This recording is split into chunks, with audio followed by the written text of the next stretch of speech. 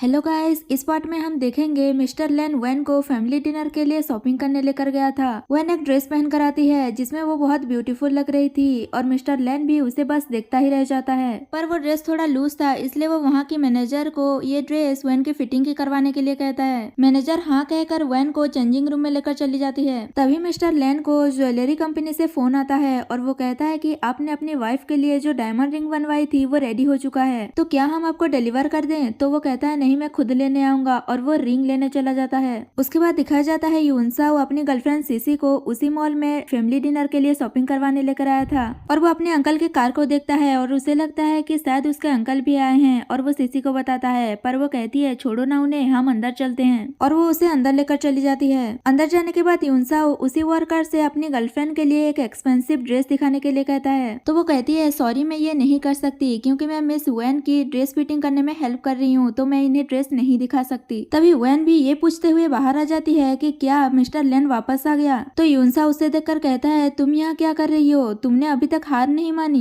Van पूछती है तुम्हारे कहने का मतलब क्या है? तो यूनसाओ कहता है कि तुम्हें कहीं से पता चल गया होगा कि मैं यहाँ आने वाला हूँ और तुम भी मेरे पीछे पीछे आ गई हो और ऐसा प्रिटेंड कर रही हो जैसे हम कोइंसिडेंटली मिले हैं। पर मैं तुम्हें बता दूं, तुम कुछ भी कर लो, मैं तुम में इंटरेस्टेड नहीं हूँ और तुम इस ड्रेस में बिल्कुल अच्छी नहीं लग रही हो क्योंकि ये स्कार्फ तुम्हारा बहुत अगली लग रहा है। वैन कहती है तुम्हें ऐसा क्यों लग रहा है कि मैं यहाँ तुम्हारे पीछे आई हूँ? मैं यहाँ अपने हस्बैंड के साथ आई हूँ। हस्बैंड का नाम सुनकर यूनसाओ शॉक्ड हो जाता है। वैन कहती है अच्छा हुआ कि तुमने मुझसे शादी नहीं की, वरना मैं उससे कैसे मिलता, वो तुमसे ज्यादा रिच और हैंडसम है। ये सुनकर यूनसाओ कहता है क्या तुमने शादी कर ली? तो सीसी वैन से कहती है कि भले ही ब्रदर यूनसाओ ने सबके सामने तुमसे शादी तोड़ दी, पर इतना भी तो झूठ मत बोलो कि तुमने शादी कर ली है, वो भी किसी ऐसे आदमी से जो यूनसाओ से रिच है। भला इस सिटी में लैन फैमिली से कोई ज्यादा रिच है क्या? और उस पर हंसने लगते हैं, पर स्टोर की मैनेजर उन्हें रोकने की कोशिश करता है, पर यूनसाओ उसे थप्पड़ मार देता है। तो वैन भी यूनसाओ को थप्पड़ मार देती है। इससे यूनसाओ गुस्सा होकर वैन से कहता है कि तुम्हारी हिम्मत कैसे हुई मुझे थप्पड़ मारने की, अभी मैं तुम्हें बताता हूँ। कहकर वो उसके पास जा रहा था तो स्टोर की मैनेजर उसे रोकती है क्योंकि उसे तो पता था कि वैन किसकी वाइफ है, और वो उसे कहती है कि आप ऐसा कुछ मत करो वरना आपको बाद में रिग्रेट होगा। तो यूनसाओ उसे धक्का दे देता है और कहता है कि तुम्हारी हिम्मत कैसे हुई मुझे रोकने की, अगर मैं चाहूँ तो तुम्हारा स्टोर बंद करवा सकता हूँ। तभी सीसी यूनसाओ से कहती है कि देखो ये वैन ने कितनी ब्यूटीफुल ड्रेस पहनी है। तो वो कहता है अगर तुम्हें ये ड्रेस पसंद है तो तुम ले लो। तभी सीसी वैन की ड्रेस को खराब करने की कोशिश करती है और कहती है कि तुम इतनी ब्यूटीफुल ड्रेस डिजर्व नहीं करती,